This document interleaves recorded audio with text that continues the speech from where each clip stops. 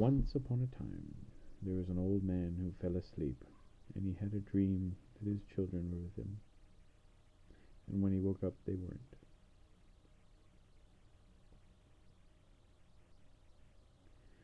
How would you like to hear a story about Hans Clodhopper? Once upon a time, there was a man who had 3 sons. His first 2 sons were very smart and very handsome, and the third son was Hans. Hans was a big, strong farm boy, but he was about as sharp as a marble. The man loved his 3 sons as much as any man can love 3 sons. The end. That's not much of a story. Once upon a time, there was a princess, and she had to put up with idiots, boring rich boys, boring princes, boring. She had to put up with all kinds of boring idiots. And her father said to her, "Honey, you're getting older. You should get married." And she said, "I am not marrying any one of these idiots." And her father said, "Okay, you don't have to marry the rich boys. You don't have to marry the royal boys. You don't have to marry the princes or the dukes or anybody, but you got to marry somebody." And the girl said, "Fine, I'll marry somebody." She says, "But I'll pick him." And the father says, "No. You set some criteria and we'll pick him. We'll pick him all together." So the girl said, "Fine. You want my criteria? Here it is. I want a guy who can say 3 things in a row without repeating himself." The father said, "Okay. 3 smart things in a row without repeating himself. That doesn't sound so hard." So it was out. The word was spread.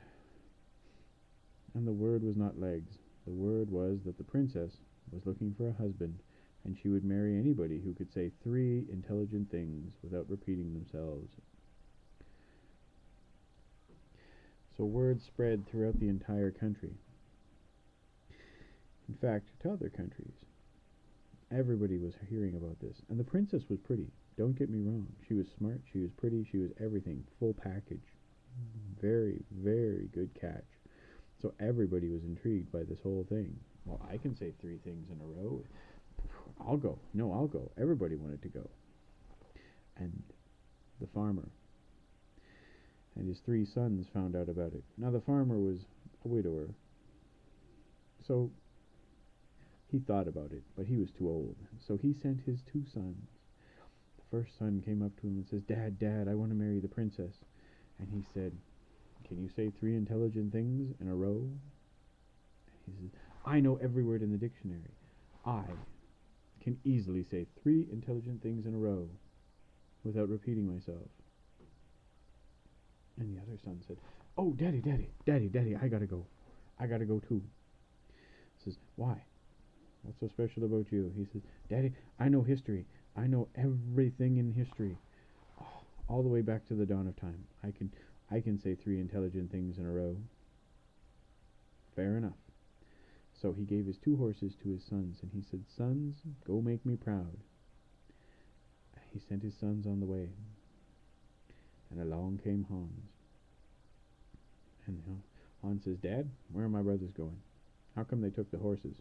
He says, "They're going to see the princess, because they have the best shot of saying 3 intelligent things in a row without repeating themselves." And Hans thought for a moment and said, "I can do that." And the father said, "Really, Hans?" He says, "Oh yes, I can easily do that." "Well, Daddy, please, I must go. Please let me go. Please let me go. I can marry the princess. I can be the king." And his father said, "What would it hurt? But I don't have any horses." And he said, Hans said, I'll take the donkey. I can take the donkey. It'll be awesome. I'll go catch up to my brothers right now." Now, here were the 2 brothers. Here were the 2 brothers. They were riding their horses very slowly so as not to get their nice little clothes all dirty. And they were walking along, and the first one was thinking, "Eh, aardvark, aardwolf." And the second one was thinking, let's see, in 1857, what happened in 18... No. And all of a sudden they hear in the distance, and they look back over their shoulders, and who's that coming in the big cloud of dust? None other than Hans, their brother, riding a donkey like crazy with a big cloud of dust, and he's just chasing that thing down. He's just coming at them, and he catches up to them, and he gets off his donkey and he walks alongside of them. And he says, brothers, I'm so glad that I caught up to you." And they say, "Well, we're happy about that too, Hans." And they sort of kicked the horses and went a little faster. Well, Hans let his donkey rest a little bit. And all of a sudden, he comes running up to them, just riding that donkey like crazy. Yeah, yeah, a big cloud of dust. And he catches up to them and he says, brothers, look what I have found." And they look at it. It's a dead crow, Hans. It's an ugly, ugly dead crow. Look how ugly it is, Hans. Throw that thing away. You don't need to be carrying that garbage around. And he says, "No, look at this beautiful bird. Its feathers are so black. Look at the curve of his beak. Look at the shape of his head. Look at his talons. This is a majestic bird."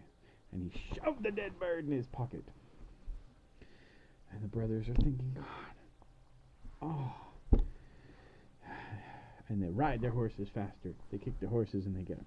And poor Hans is resting his donkey and just trying to catch up to them. And a little while later, there's a big cloud of dust.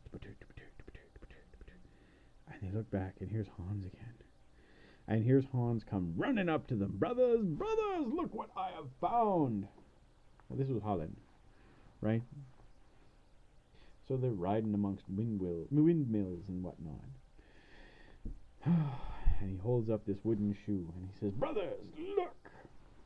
They say, "It's a broken shoe, Hans. Throw it away. Nobody wants to see a broken shoe." And he's like, "No, look closer, brother.